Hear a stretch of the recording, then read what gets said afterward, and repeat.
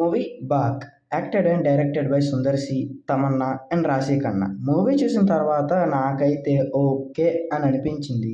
Detail రివ్యూలోకి వెళ్ళే ముందు ఈ వీడియోని లైక్ చేయండి, షేర్ చేయండి, అలాగే కామెంట్ చేయండి. ఎవరైనా సబ్స్క్రైబ్ చేసుకోకపోతే సబ్స్క్రైబ్ చేసుకోండి, పక్కన ఉన్న బెల్ ఐకాన్ మాత్రం ఆన్లో పెట్టుకోండి.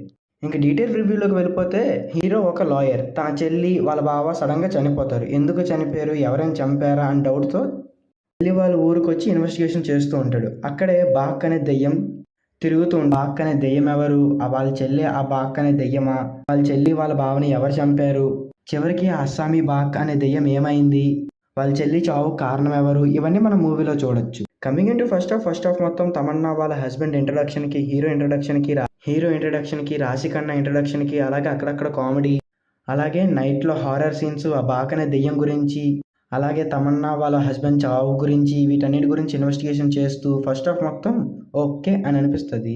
Coming in to interval scene అయితే ఓకే అనిపిస్తుంది మూవీకి.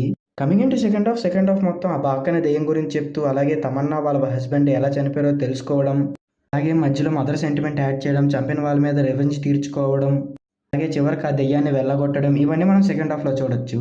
అంతే. Coming in to climax and pre climax మనం సుందర్ సి మూవీస్ చూసుకుంటే ముందువి అంతఃపురం, కళావతి వీటన్నిటిలో దేవుడిని యూజ్ చేసుకుని దెయ్యాన్ని వదిలిస్తూ ఉంటారు. సేమ్ మూవీలో కూడా సేమ్ క్లైమాక్స్ ఉంటుంది. చేంజ్ చేయరు movie team.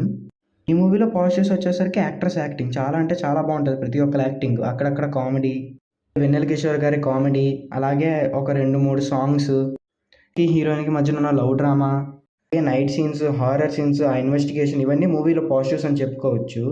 Coming in to negative, Sundar C old movies చూసుకుంటే అంతఃపురం, కళావతి అందులో ఉన్న సీన్స్ యాజ్ టీస్ కాపీ చేసి పెట్టారు ఈ మూవీలో.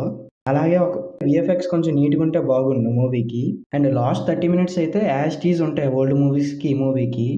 అలాగే ఫస్ట్ హాఫ్ కొంచెం ల్యాగ్ సీన్స్ ఎక్కువ ఉంటాయి. అంతే. ఈ మూవీకి నేను ఇచ్చే రేటింగ్ 3/5. మీకు ఎలా కనిపించిందో కింద కామెంట్స్లో చెప్పండి. Thank you.